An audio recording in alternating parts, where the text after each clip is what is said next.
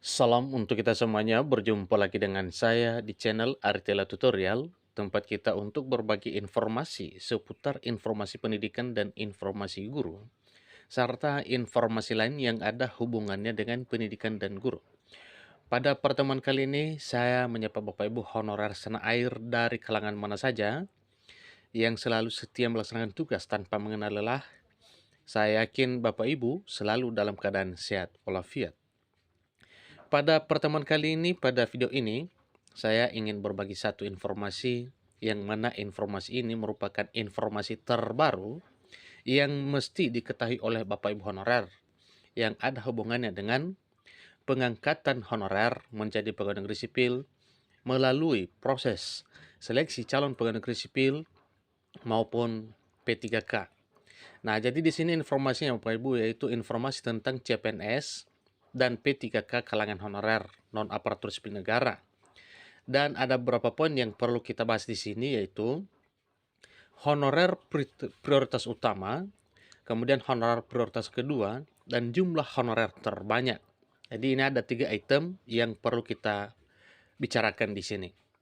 Dan sebelum masuk pada informasinya, bagi Bapak Ibu yang sedang menonton, demikian dengan Bapak Ibu yang mungkin baru menemukan video melalui channel ini, dukung dengan cara like dan subscribe, share, dan komen, serta nyalakan tombol notifikasinya supaya semua informasi yang disalurkan melalui channel ini selalu update di layar Bapak Ibu.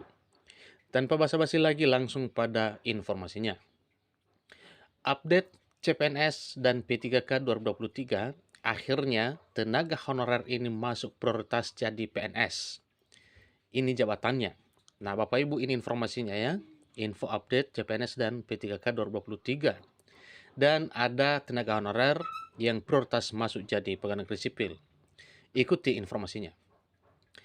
Berita Soloraya.com mencatat, akhirnya ada kabar gembira dari Menteri Pendayagunaan Aparatur Sipil Negara dan Reformasi Birokrasi bagi tenaga honorer maupun seluruh warga negara Indonesia terkait kepastian calon pegawai negeri sipil dan pegawai pemerintah dengan perjanjian kerja tahun 2023 atau CPNS dan P3K tahun 2023 tahun depan.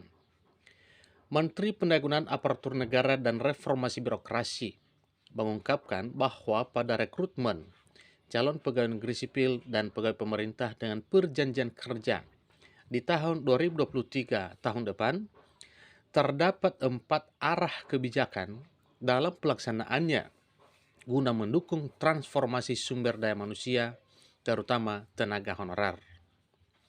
Menteri Pendayagunaan Aparatur Negara dan Reformasi Birokrasi juga menegaskan bahwa pemerintah sudah memastikan akan melakukan rekrutmen calon pegawai negeri sipil dan pegawai pemerintah dengan perjanjian kerja di tahun 2023 tahun depan.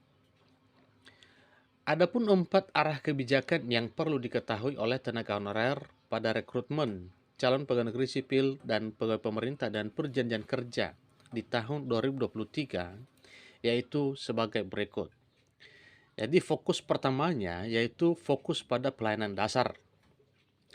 Yang mana pelayanan dasar yang dimaksud adalah pada perekrutan aparatur sipil negara di tahun 2023, fokus layanan dasar yang dimaksud adalah diprioritaskan pada tenaga honorer kategori guru dan tenaga kesehatan. Ingat Bapak Ibu ya, fokus pelayanan dasar itu tertuju pada tenaga honorer kategori guru dan kategori tenaga kesehatan. Nah, apakah dengan kategori guru dan honorer kesehatan ini yang merupakan fokus pelayanan dasar, apakah tidak diperhatikan juga honorer yang lain? Anggapannya itu tidak Bapak Ibu ya. Tetapi karena ini memang benar-benar fokus ya untuk pelayanan dasar dan tenaga kesehatan ya. Berarti yang dianggap dasar itu atau fokus pelayanan dasar adalah guru dan tenaga kesehatan. Tidak terkecuali atau tidak dikecualikan jenis honorer bidang lain. Sebagaimana informasi yang sudah banyak beredar bahwa ada 6 bidang tenaga honorer yang akan menjadi prioritas untuk direkrut menjadi aparatur sipil negara, baik PNS maupun P3K. Yang kedua, memberi kesempatan talenta digital dan data scientist. Pada calon pegawai negeri sipil dan pegawai pemerintah dengan perjanjian kerja tahun 2023 nantinya, pemerintah akan membuka kesempatan bagi tenaga honorer maupun masyarakat umum yang memiliki talenta di bidang digital dan data scientist. Jadi selain daripada formasi untuk honorer juga, ini juga ada untuk kalangan masyarakat umum, artinya pelamar umum. Jadi juga tidak ditutup kemungkinan untuk masyarakat umum untuk melamar menjadi pegawai negeri sipil. Fokus yang ketiga itu calon pegawai negeri sipil 2023 akan dilakukan lebih selektif. Khusus untuk pengadaan aparatur sipil negara melalui calon pegawai negeri sipil tahun 2023, pemerintah akan melakukan rekrutmen dengan sangat selektif sesuai kebutuhan. Nah, tentunya kalau selektif di sini Bapak Ibu artinya prosesnya atau pelaksanaannya itu ketat. Fokus yang keempat yaitu mengurangi jabatan yang terdampak transformasi digital.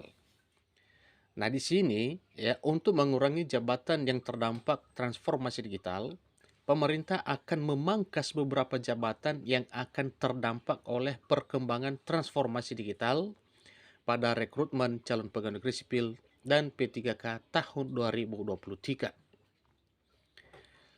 Dengan demikian, pemerintah pun masih harus mengkaji kembali jabatan apa saja yang akan dipangkas akibat transformasi digital untuk rekrutmen ASN di tahun 2023 mendatang. Karena dunia digital berubah cepat, pemerintah juga harus cepat adaptasi agar tidak tergerus zaman, ucap Menpan RB. Adapun khusus pada rekrutmen aparatur sipil negara melalui calon pegawai negeri sipil tahun 2023, yang mana pemerintah akan memprioritaskan untuk pemenuhan kebutuhan profesi tertentu seperti hakim, jaksa, dosen, dan tenaga teknis lainnya, termasuk talenta digital dan jabatan pelaksana prioritas. Jadi itulah selain daripada profesi guru dan kesehatan, ya.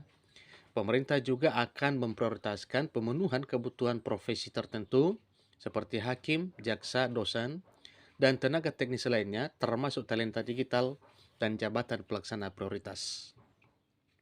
Sementara itu, pada rekrutmen aparatur sipil negara melalui P3K tahun 2023, pemerintah tetap akan memprioritaskan pemenuhan tenaga honorer untuk kategori guru, tenaga kesehatan, dan tenaga teknis lainnya. Nah, jelas di sini Bapak Ibu bahwa bukan hanya untuk tenaga guru saja, bukan hanya untuk tenaga kesehatan saja, tetapi juga tenaga teknis. Nah, tentunya tenaga teknis di sini Bapak Ibu itu terdiri dari beberapa bidang ya.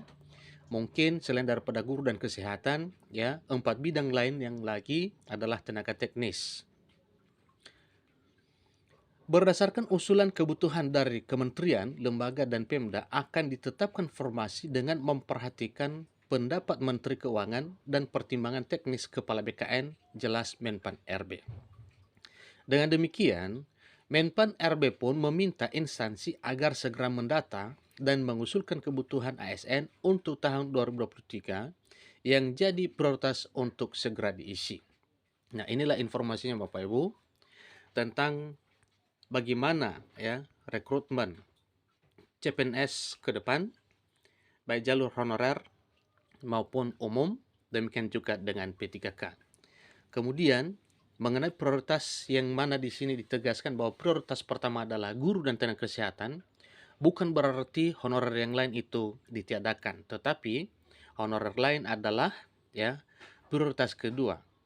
Nah, di sini kenapa dianggap bahwa pelayanan dasar yang merupakan guru dan tenaga kesehatan itu merupakan prioritas utama karena memang jumlahnya itu sangat banyak, maka dianggap prioritas pertama. Demikian informasinya, semoga bermanfaat.